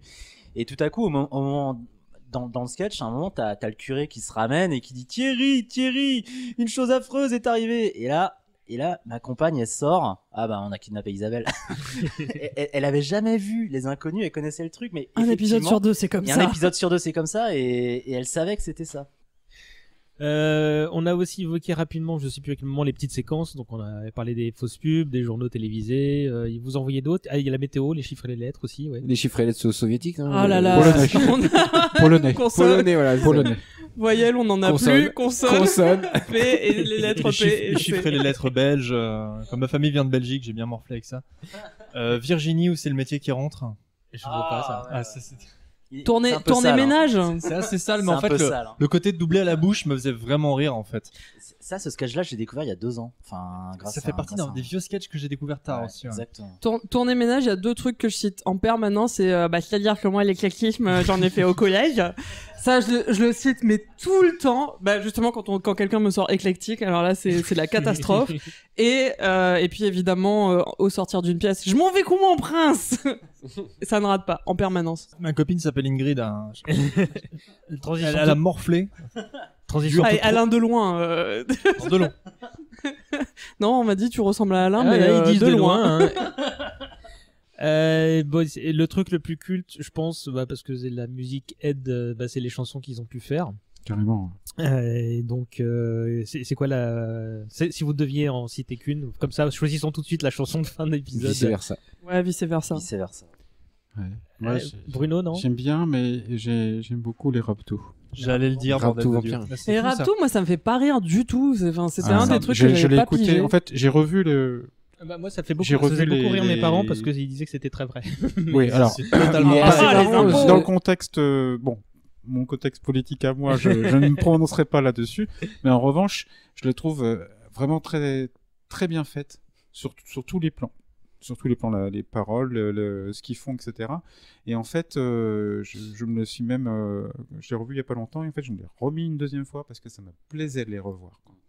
Voilà. Moi, je préfère les Raptous. Ils l'ont fait sur scène aussi. Ils le font sur scène avec un écran noir. Ils ont des gants fluorescents. Ça, j'ai pas vu celui-là. Et finalement, je préfère sur scène que le clip qui était un peu dégueulasse quand même. Non, il est pas dégueulasse. Il est des années 90. Mais en même temps, un chagrin d'amour que j'ai bien aimé. Oh là là. Je l'ai écouté une fois après un vrai chagrin d'amour et ça m'a aidé à. Pour quelqu'un qui de pente a commencé à ce moment-là. Là, pour le coup, le clip, c'est exactement aussi le même clip que. Ah non, mais pour quelqu'un qui en a chié, voilà, qui en a chié toute son enfance avec des parents qui écoutaient du Didier Barbelivien et du Michel Sardouille. Enfin, ça c'est encore autre chose. Mais Didier Barbelivien, putain, j'en ai bouffé. Et quand j'ai vu ce clip, mais ça m'a guéri, quoi. C'était tellement la revanche, c'était tellement beau, c'était tellement magnifique, c'était parfait. Et surtout, le truc qui, moi, m'a fait plaisir, forcément, c'est comme si Roméo n'aimait plus Virginie, en référence à Paul et Virginie, qui est un roman qui se passe à l'île Maurice. Woup woup. C'est là qu'il fait une petite grimace à ce moment-là, il se rend compte qu'il a commis une connerie. Comme si Roméo n'aimait plus Virginie. Il se souvient pas du nom. Il se rend compte qu'il y a un problème. Comme l'Olympique de Marseille, qui veut Bernard Tapie. Merci. Un chagrin T'as pas cité le tien, toi, de chansons cultes, Arnold? Je t'ai pas entendu. Les Raptous. Les Raptous aussi. Je sais que c'est pas la meilleure, mais pareil, c'est tellement acide dans la saloperie que voilà. Malgré tout, il y aura. Les rappeurs, on est marre du rap aussi qui est très drôle Il y en quand a ils se tapent marre sur du les rap. joues. New Music. New Music, fantastique. Et là, c'est même pas complètement un truc musical. Il y a il y a un sketch autour. Il y a un sketch autour. Même limite au milieu, puis même. Sinon, ouais. Mais en fait, tous, parce que vice versa, c'est Florent... dans le top 50 et on les voit en plateau qu'ils on a fait scission. Ouais, c'est vrai. Alors, et on le citait récemment, Florent Brunel. Et c'est pas les rockers, les hard rockers que tu aimes bien? Bah, oui, j'aime bien, mais après, c'est pas non plus celle que je préfère. Quoi. Par D'accord. contre, je me suis toujours demandé pour cette chanson spécifique où est-ce qu'ils sont allés squatter. Tu parles de laquelle? Poésie ou je Poésie, sais pas comment. D'accord. Parce qu'ils sont allés squatter quand même un concert pour faire ce truc. Il y a un vrai public. Je me demande, j'ai jamais trouvé la réponse dans quel concert ils sont allés squatter pour faire ça. Ouais, je préfère. Après, ils vont se concert eux-mêmes et tout le merdier. Concert des Guns, c'est tout. Je crois pas. C'est vrai que le groupe parodié, c'est les Guns N' Roses. Ça, c'est sûr. Ça doit être un groupe local qui devait jouer parce que la les salle Guns est pas énorme. Peut-être qu'ils avaient les moyens de monter un concert. Aussi grand là sur les plans larges où ils jouent, ça m'étonnerait. Normalement, ils squattent la première partie d'un concert. C'est obligé, mais je sais pas laquelle. Douceur de vivre avec les. Peut-être les vents passent. Oh putain, mon ballon! Mon ballon! Je préfère au Il y Toulouse. avait C'est toi que je t'aime. Aussi, Ouais. J'ai Après, beaucoup aimé celui-là. comme insider, je peux dire que c'est vraiment ça. Vraiment, les c'est mecs leur sont comme premier, ça. non ouais. C'est toi que je t'aime. Non, C'était toi que Campan je t'aime, qui c'est chantait ça, vers la ouais. fin, ouais, c'est Vachement Campan qui beaucoup. chante, d'ailleurs. Il a une putain de tessiture, Campan. Ouais, Dès qu'il faut chanter, c'est Ouais, lui qui fait, c'est mais lui même qui le fait. Hein. Didier Barbelivien, tout le merdier, mais il a la tessiture parfaite pour le faire. Mais ils avaient Ultra bon. un groupe de hard rock aussi, enfin, je sais pas, ou metal, enfin, c'est hyper violent dans les paroles. Et à côté de ça, t'avais le chanteur joué par Bourdon qui parlait en anglais et c'était un gamin. Enfin, tu vois, C'est Campan.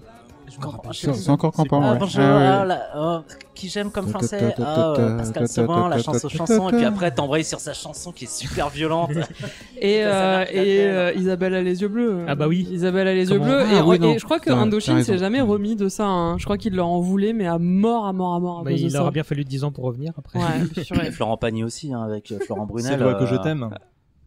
Non, Monstrueux ça. ouais. Non, c'est Florent Brunel. sur politique. Casser les couilles. Non, c'est Bruel du coup.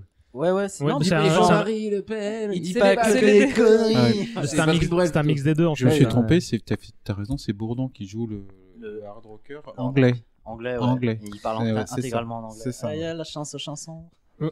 Pour avancer, oh, on a encore un petit peu de temps. Pour les trucs, on a cité un Automne Passy, tiens, ça vient de C'est pas du gâteau. Ah, C'est hyper ouais. drôle. Ouais, ça.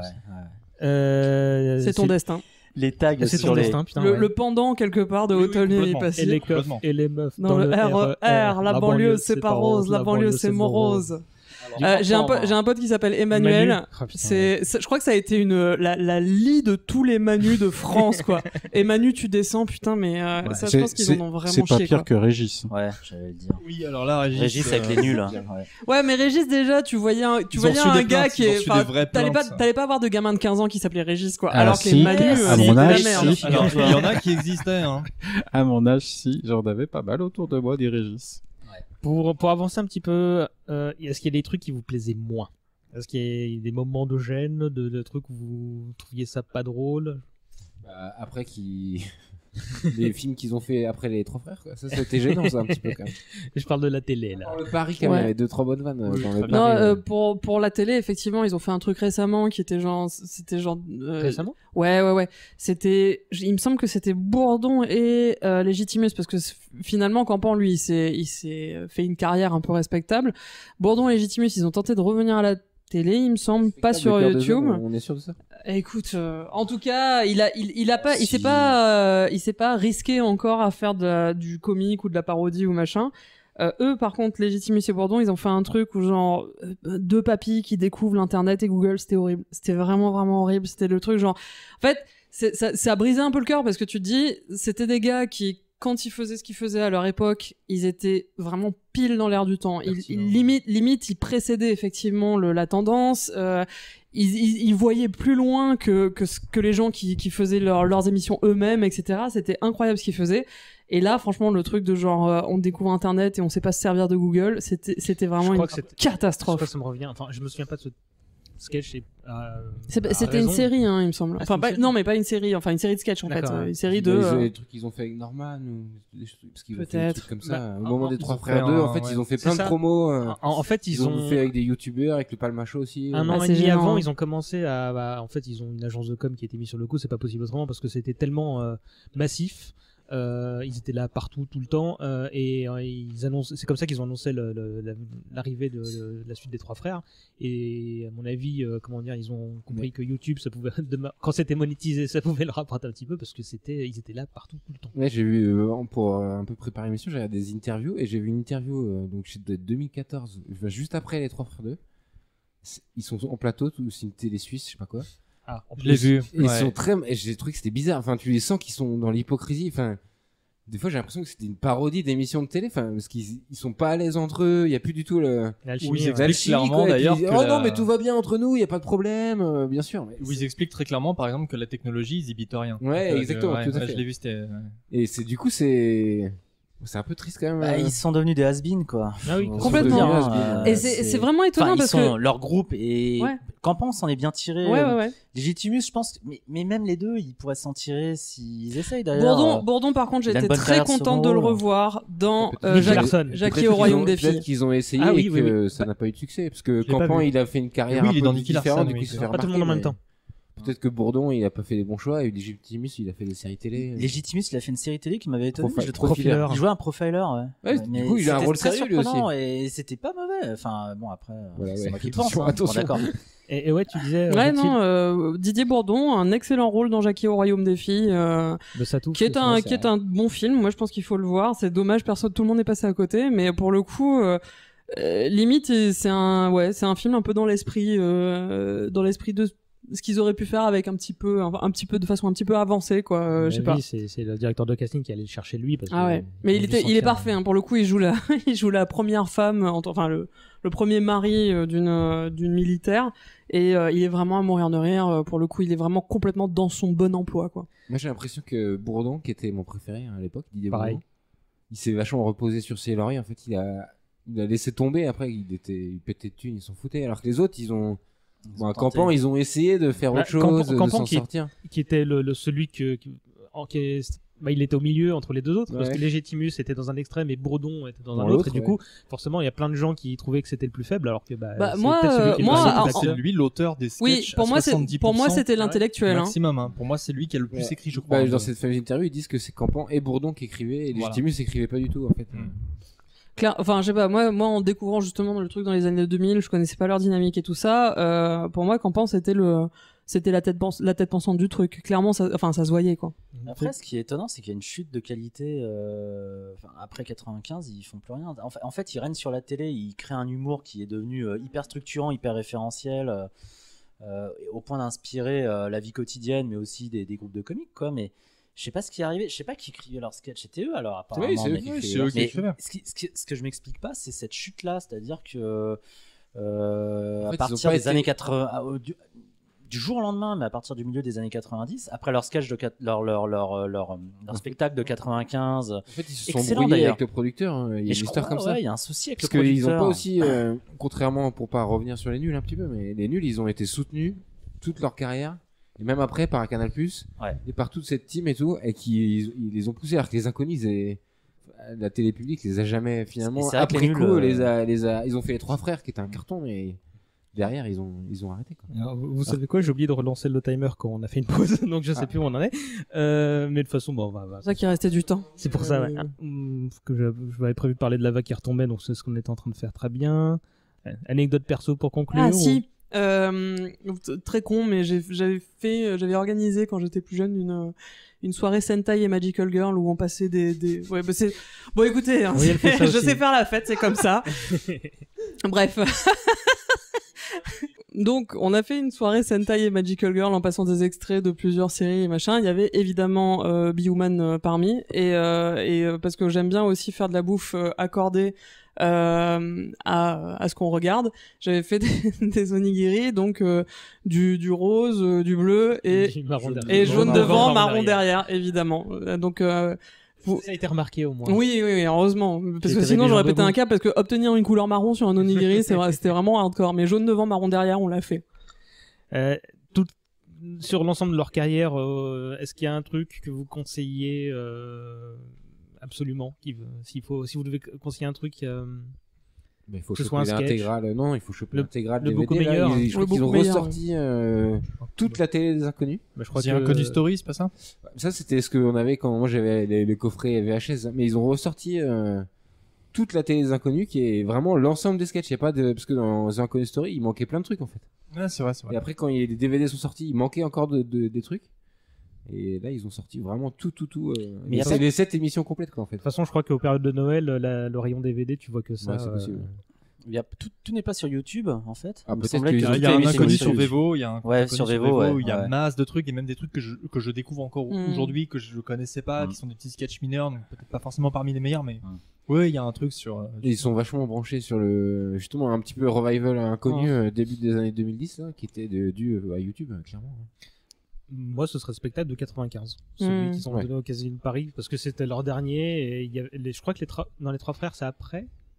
Même avant. Ou un peu avant. Même période. Ils ont dû tourner avant le. Et 95, 96. Les Trois Frères, je crois que j'étais au collège et le spectacle de 95, j'étais au lycée, mais je me souviens de ces détails comme ça. Tu vois qu'il y a des passerelles, enfin, entre le film et le spectacle, dans le moindre sketch, jaune de Damas, des trucs comme ça. Tu vois, il y a toujours des petites références. Et c'est le spectacle le plus drôle qui s'est jamais fait, alors que je me souviens de cassettes enregistrées qu'on avait qui était diffusé sur M6, de spectacles qui étaient diffusés sur M6 ou des trucs comme ça, et c'était déjà très drôle. Le sketch où ils interprètent à 4, ils passent un casting et ils sont en train d'essayer de faire le CID. Et en fait, ils sont plusieurs. Ah oui, mais ça, c'est un de leurs premiers sketchs. Ça date de début 90. Ouais. Et moi, c'était vraiment de cette époque-là que je les ai découverts. Et je me disais, bon, bah, ils ont fait ça, ils ont fait la télé, ils ont fait un film. Et ils reviennent au théâtre, ils font un truc encore plus dantesque. Et c'était moi le lampadaire. Mais il y avait le sketch sur les jargons. Et en tant qu'avocat, c'est vrai que quand ils imitent. C'est dans la poche, monsieur gentil. Et c'est vrai qu'en fait, je pense que c'est le cas dans tous nos boulots, mais dans mon boulot, c'est vrai qu'on a toujours tendance à utiliser un jargon. Et à chaque fois que j'ai un entretien téléphonique avec un client, à chaque fois je pense à ce sketch parce que je me dis, il faut pas que je parle comme ça. Il y a beaucoup de confrères qui parlent exactement, mais c'est incroyable. Et d'ailleurs, quand on parle entre nous, on parle comme ça, avec des abréviations, des trucs latins, des vilos. Tu as beaucoup de gens qui te demandent, qui te disent qu'ils n'ont pas compris l'histoire du jus de fruits, c'est ça? Ouais, c'est un peu ça. La suite, ça va pas vous plaire, c'est en latin. Avec ce qui était. Les tatatom toto. Et les radios libres, c'est dans ce spectacle aussi qui est énorme, les radios libres. Radio Villiers sur Marne FM, bien sûr. C'est assez brillant. J'oublierai jamais Louis Croix-Bâton parce que pour avoir bossé sur des ouvrages historiques aussi, sur Louis Croix-Bâton V en l'occurrence. Même sortir à Paris ou dans toutes les sorties que tu peux faire avec la pièce de Robert Hossein. Avec Robert Hossein. Robert Hossein. Super drôle ça. Déjà moi que j'adapte Robert Hossein, maintenant si vous adaptez ça va être quoi, du Jean-Paul Goude? Bon, allez, on va conclure, parce qu'on a fait un bon best-of entre tout ce qu'ils ont fait à la télé. On a évoqué les Trois Frères. On n'évoquera pas ce qui a suivi au cinéma. Pour le Paris, on peut évoquer le Paris. Paris, il y a des bons trucs. Le Paris, ça va, ouais. Le Roi Mage, ça, le Roi Mage, j'ai même pas vu Madame Irma. Trois Frères. Non, j'allais poser la question. J'ai commencé à le voir, je l'ai même pas fini. C'est vrai que c'est une catastrophe. C'est horrible. J'en pleurais de rage. Vraiment, c'est affreux. Bon, allez, pas ton enfance. On est au bout de l'émission, mais avant de se dire au revoir, il y a le quiz. Vous n'allez pas déjà nous quitter? Il est l'heure de jouer! J'avais 2-3 questions à vous poser. Parce que vous êtes les meilleurs parmi les meilleurs. Ça va être super marrant. Je rappelle les règles. On va faire 2 équipes, team Vis à gauche, team Versa à droite. Donc on va dire Arnold, Bruno et Nico Vis. Rutil et Riley Versa, team Versa. Putain, mais moi je connaissais pas ça existait pas de mon temps ça. Oui, c'est nouveau. Bruno aussi, là on a une bonne team, allez les mecs. Allez, j'ai 5 questions sous le coude. On est l'équipe Vice en plus. Ça vous ressemble bien, ouais. J'ai 5 questions sous le coude, une 6e pour éventuellement vous départager. Pour avoir le droit de répondre, il faut crier son nom d'abord, d'accord? Si par malheur quelqu'un balance une réponse directement, le nom d'équipe. Pas le nom. Non, tu peux dire Arnold. Okay. Non, tu m'as dit de dire Hardy. Mais de dire Hardy. Allons dire le nom de l'équipe. Tu peux dire Vice. C'est qu'un jeu, faut pas s'énerver. Ou ton prénom. Parce que je m'énerve. Il a pété un boulot lui, hein. Ce soir. Vous sortez le nom de votre équipe ou votre prénom, ça ira, d'accord? Il était gros le boulot. Mais si vous sortez directement la réponse, le point ira à l'équipe d'en face, d'accord? Les membres de l'équipe gagnante du quiz de cette émission pourront se targuer d'avoir un point et pourront en gagner d'autres en participant aux prochaines émissions. Je sais même plus qui a gagné la saison 2 des quiz, j'ai pas fait le listing. Bravo. Ça sent le prétexte ce quiz, non? Vendu l'arbitre. Allez, c'est parti. Je vais pas avoir la gagne alors. D'accord. Quelle est la source du nom de la formation, les inconnus? Versa. J'ai trois propositions à chaque fois, mais si vous pouvez vous lancer, vas-y, Riley. Et ils ont mis sur une affiche, parce que j'ai vu sur Wikipédia, ils ont mis sur une affiche qui venait du théâtre de Bouvard, et Bouvard a refusé, et du coup ils ont dû trouver un autre nom. Ils avaient un autre nom avant les 5. Les 5, voilà. Quand ils étaient avec Smaïn et donc avec j'ai encore oublié le Bruxelles. nom. C'est mon Bruxelles.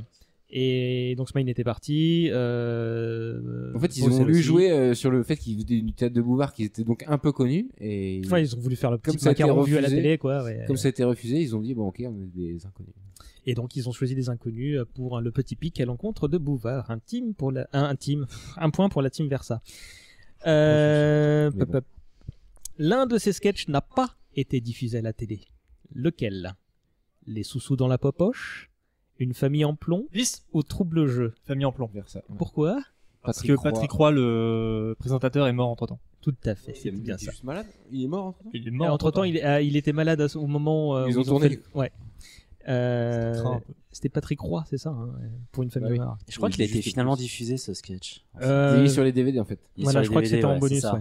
Et c'était pas top d'ailleurs, je trouve. C'est rigolo, mais c'est pas non plus. Un point chacun. Laquelle de ces récompenses n'a pas été attribuée aux inconnus? Donc là encore, j'ai des propositions. Un 7 d'or de la meilleure émission spéciale, un César du meilleur film, une victoire de la musique. Versa. Vice. J'ai entendu Versa d'abord. C'est le César du meilleur film. Effectivement. Parce que pour les trois frères, il n'y a aucune chance. En fait, ils ont reçu le César du meilleur premier film. C'était là la subtilité. Il y avait un piège. Mais sinon, vous serez ravis d'apprendre que c'est les seuls artistes à avoir remporté les grandes récompenses françaises dans 4 domaines différents. Donc le Molière pour le théâtre, le César comme on vient de le dire, le 7 d'or et même plusieurs pour les programmes spéciaux et des victoires de la musique à ne plus savoir qu'en faire pour Vice Versa. Non, c'est pour Auteuil Neuilly Passy. Et il y en a 3 autres que j'ai pas noté. Mais est-ce qu'ils ont eu un escar? Je crois pas. Très bon ce sketch des escars. Franchement génial. J'y crois pas. Le sketch sur les escars. Un point de plus pour la team Versa. 4e question. Pascal Légitimus est absent de l'un de ses films. Facile. Vas-y. Versa. On a le droit de tricher comme ça, d'accord? Non, mais si tu prends la main, je dis rien. Le Paris est pas dans le Paris. Eh bah si. Quoi? Voilà. Le Paris. L'extraterrestre. Pas grave, j'aurais pas su la réponse. Alors, en fait, il fait un caméo dans le Paris.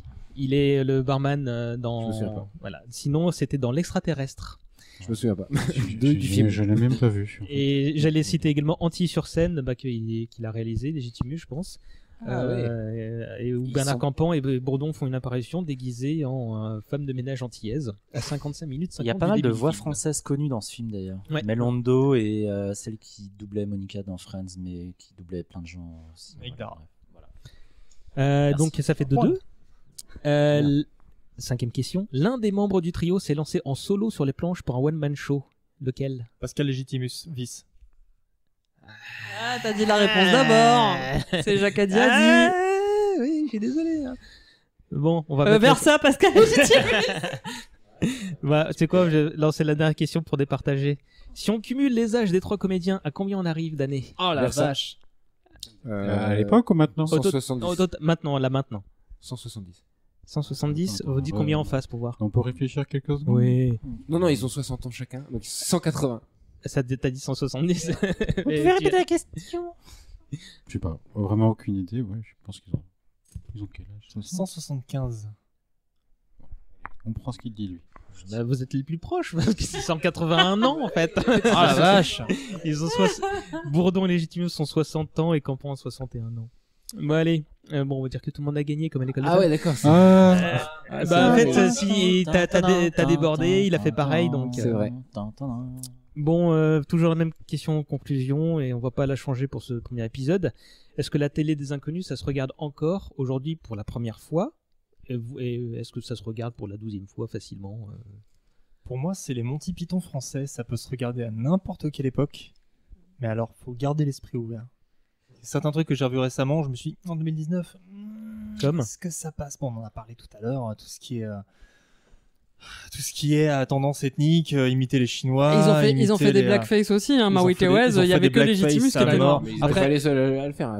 Après, quand oui, ils font mais blackface, aujourd'hui, non, du coup, si c'est la question. Si on veut revoir quand ils font un blackface sur l'Afrique du Sud, ça dénonce quelque chose, tu vois. Donc, ouais, ça se regarde encore aujourd'hui, mais il faut garder l'esprit ouvert. Bruno.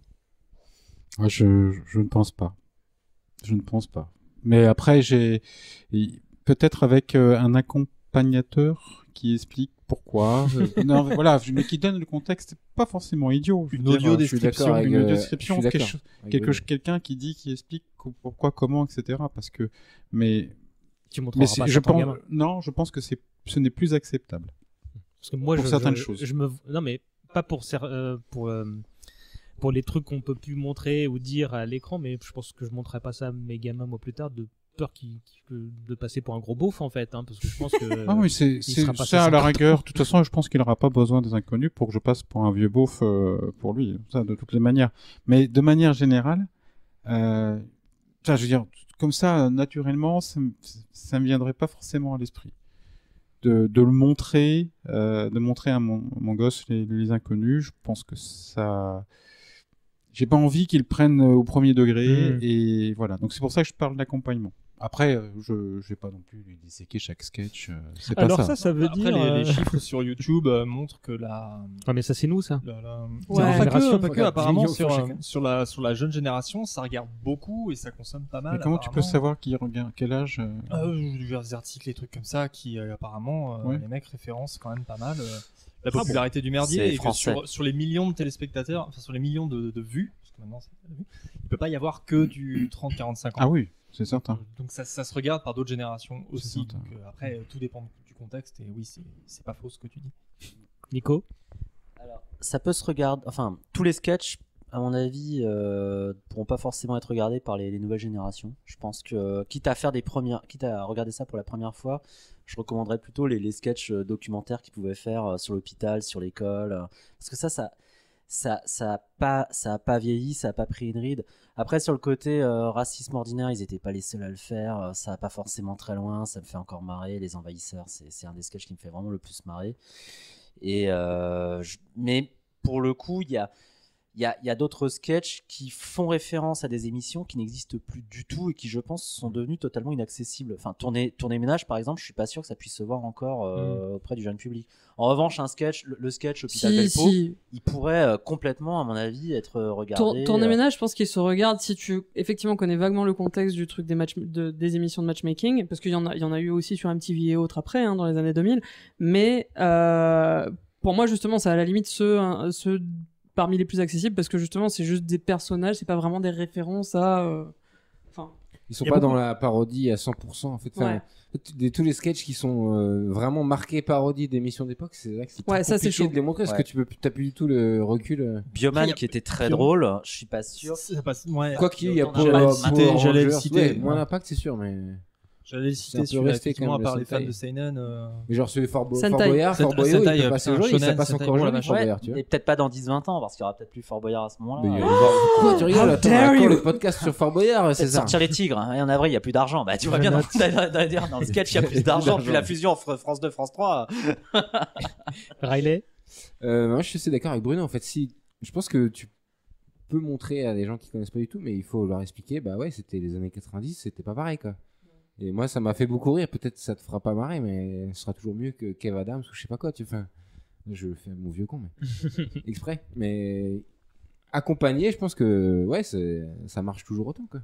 Si t'arrives à expliquer que Tourner Manège c'était une émission que tout le monde connaissait en tout cas, mais regardait pas forcément, mais tout le monde connaissait. Bioman, les envahisseurs. Sincèrement, moi, en tant que Mauricienne, j'ai jamais regardé Tourner Manège. Je sais même pas ce que c'était. J'ai regardé Tourner Manège, j'étais mort de rire. Ça tient sur le concept. Les concepts. Ouais, enfin, comme ma situation est un petit peu particulière, effectivement, je l'ai découvert dans les années 2000. C'est vrai que 2000, ça a rien à voir avec 2019 en termes de problématisme et wokitude et tout ce que tu veux. Donc, je pense que c'est avec des pincettes certains trucs. Moi, je pense que si certains sketchs sont à revoir avec un petit peu de contexte, pas beaucoup, hein, il y en a. Je pense Thierry Lafrance typiquement, il y a moyen parce que. Justement à cause de tout ce que j'ai expliqué sur la cinématographie, il y a des trucs qui sont suffisamment intemporels et rigolos pour être revus maintenant. Juste faut faire gaffe à ce qu'on montre, faut faire gaffe à ce que tout le monde ait les références, ou à ce que même sans référence, un peu comme justement certains Astérix et tout ça qui avaient des références aussi de l'époque, que même si t'as pas la référence, tu comprends quand même d'où vient l'humour en fait. Donc il y a peut-être moyen. Juste il y a certains trucs ça passe pas. Moi comme je disais, les rap tout ça m'a absolument pas fait rire, je comprenais pas l'intérêt, enfin voilà, à part le fait que genre ils aimaient pas les impôts quoi. On en a terminé. Cette fois, c'est la fin. Le petit tour de table rapide pour savoir ce qu'on peut vous retrouver, si vous avez une actu en cette rentrée, ce genre de choses, tout ça. Arnold. Toujours la grande entrée sur YouTube, Facebook, cinéma et littérature fantastique, avec une chronique. La prochaine qui sort, c'est une chronique Blu-ray du Zombie de George A. Romero. Et puis épisode 3 et plein de contenus qui arrivent. Nemost en tournée en octobre dans toute la France, dans toutes les régions de France et de Navarre, si vous voulez passer voir. Et puis. Fais-moi penser à relayer pour que les gens. Pas de problème. Riley, quelle est l'actu de Pourquoi Buffy? On a fini les vacances là. Je crois qu'on recommence début septembre pour faire un nouveau podcast. Pas dans une piscine la rentrée. Non, on sera dans un appartement, je crois. On a fini les piscines. C'est vrai que ça sentait le glaçon. On a fait un commentaire audio dans une piscine. C'était une mauvaise expérience. Ça avait l'air, mais vous avez bien tenu le coup. Ah, tu nous as écouté? Mais j'écoute de manière générale, monsieur. Tu as bien raison. Et oui, on avait très froid. Et on recommence les podcasts en septembre. Et puis à côté de ça, on fait des films avec le groupe 13, groupe13.fr, qui est notre association. On fait des courts-métrages dans tous les styles et tous les genres. Et je rajoute un petit truc, on fait un autre podcast qui s'appelle JDR Academy, où on s'enregistre en train de jouer au jeu de rôle. Alors oui, maintenant que t'en parles, oui, Quel jeu de rôle? On fait plein de jeux de rôle différents, Innomine Satanis notamment. Ça se promet. Ouais. J'aurai ta peau. Et en fait, on s'enregistre en train de jouer, il y a du montage, parce que ça dure 3 heures, mais l'épisode fait 40 minutes. Et c'est qui monte? C'est moi qui fais le montage. Bon courage. Et en fait, c'est parce que je fais du jeu de rôle depuis longtemps, mais j'ai que des souvenirs de parties, et en fait, ça m'a saoulé. Du coup, je me suis dit, maintenant qu'on peut s'enregistrer, en fait, on va autant enregistrer nos parties, quoi, puis on peut les réécouter quand on veut. Du coup, on les diffuse quand même sur Internet. Et voilà, JDR Academy. Je vous conseille d'aller voir. JDR Academy, parce que les autres joueurs, donc c'est le genre du podcast Buffy en fait, n'ont jamais joué au jeu de rôle. Donc tu es en plus tu es l'initiateur. Initiation, voilà. On recommence par les classiques. Il faudrait tester un jour avec la vieille. Et avec toutes les routines. Avec plaisir, parce que j'aimerais bien justement, parce qu'on est trop entre nous, il faudrait ouvrir à on n'est pas trop vieux pour ces conneries, je l'ai cassé. Voilà. Bruno. Vraiment rien. Rien, tu restes dans l'ombre. Oui, non, mais pour l'instant, mais un jour. Nico, des projets à part au théâtre Albert. venez nombreux, hein, c'est bondé. C'est encore le sketch sur le théâtre qui était génial, mais on n'en a pas parlé. Là où il parodie la comédie française et c'était brillantissime, voyez-le. De toute façon, toutes les parodies de comédie française. On repart pas. Voilà. Mais voyez leur sketch. Sinon, oui, là, je suis sur un projet de livre que j'ai du mal à débuter, mais il va débuter un jour. Mais ton éditeur n'écoute pas, donc ça va. Non, jamais. C'est quoi le thème? Les inconnus. Un certain inconnu. C'est un nazi inconnu, voilà, mais qui était malheureusement un vrai connard. C'était nazi, hein. Mais on peut être nazi et avoir un cœur sensible. Mais moi, mais c'était quand même son père. Les nazis, je déteste ces gars-là. Je déteste ça. Faut-il on te retrouve à la rentrée? Ouais, on me retrouve à la rentrée en tant que prof. J'ai aussi un court-métrage d'animation dont j'ai signé le scénar, qui aura une avant-première à Londres, car ça faisait partie d'une initiative anglaise de donner un peu plus de voix à des réalisatrices et des scénaristes, femmes dans le cinéma. Donc ça s'appelle Female Film Force, et donc la réalisatrice Julie Robert Warner est en train de bosser dessus d'arrache-pied en ce moment pour effectivement qu'on ait en janvier un film tout prêt à montrer aux Anglais. Ça va être rigolo. Donc voilà. Donc ça s'appelle Et chaque nuit. Ça parle de santé mentale au sein d'un couple. Et j'espère qu'on pourra, que ça tournera pas mal aussi. J'espère qu'un jour vous le verrez. Je vous le souhaite et j'ai très envie. J'ai fait le tour là, c'est bon, non ? Oui, d'accord. Donc vous pouvez retrouver l'émission sur Facebook et Twitter et sans doute Insta si je me rappelle du mot de passe. Je suis très en retard dessus. Comme d'habitude, si vous avez apprécié l'émission, je vous invite à aller voter pour sur Apple Podcast, laisser quelques étoiles et une bafouille, ça fait toujours plaisir. On se retrouve dans quelques jours pour un sujet ciné.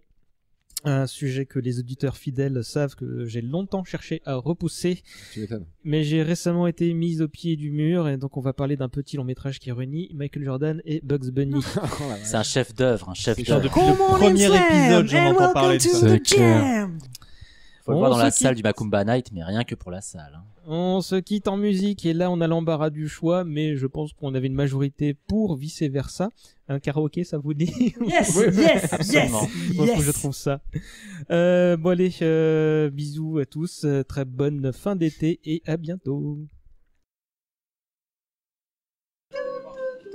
Ce sera dans le podcast ça ou pas? Ouais. Pour savoir si je chante bien ou pas quoi. On a fait le générique de Dragon Ball. Ouais mais Un grand moment de podcast. C'est vrai? Attention. L'hémorragie de tes désirs s'est éclipsée sous l'azur bleu dérisoire du temps qui se passe, contre duquel on ne peut rien. Être ou ne pas être, telle est la question sinusoïdale de l'anachorète. Hypochondriaque. c'est complètement glucose. Mais tu dis que le bonheur est irréductible. Et je dis, et il dit que ton espoir n'est pas si désespéré, à condition d'analyser que l'absolu ne doit pas être annihilé par l'illusoire précarité de nos amours destitués. Et vice versa. Et vice versa. C'est la version de 12 minutes en fait. Hein. Très bien. Il faut que Tu arriveras à la limite des rancœurs dialectiques, même si je suis con. Vaincu que c'est très difficile. Mais comme moi. Et comme moi, dis-toi qu'il est tellement plus mieux d'éradiquer les tentacules de la bénédiction. Et tout deviendra clair. Allez, tronche. Mais tu dis que le bonheur est irréductible. Et je dis, et il dit que ton espoir n'est pas si désespéré, à condition d'analyser que l'absolu ne doit pas être annihilé par l'illusoire précarité de nos amours destitués. Et vice versa. Et vice versa.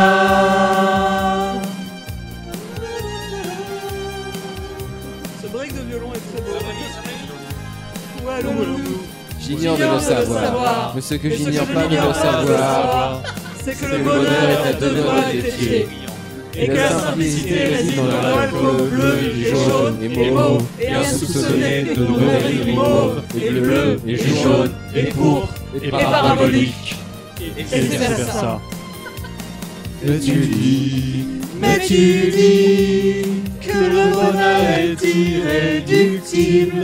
Et je dis, et il dit que ton espoir n'est pas si désespéré, à condition d'analyser que l'absolu ne doit pas être annihilé par l'illusoire précarité de nos amours, et qu'il ne faut pas cautionner l'irréalité des absentes et des enchantés, de pensées iconoclastes et désobsédées par nos désirs excommuniés de la fatalité destituée. vice-versa. Et vice-versa. Si tu en avances là, t'es pas dans les temps.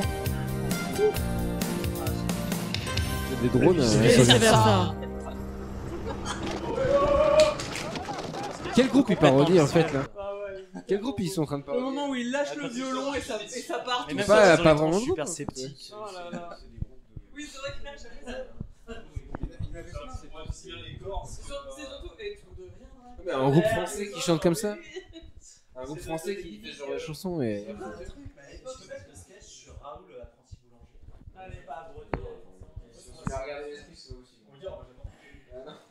Pour le coup, il sera minuit quand vous partirez. Oui. Ciel, mon mari. Les nouveaux voisins, ils Je sont m'attendais pas à être heureux si tôt.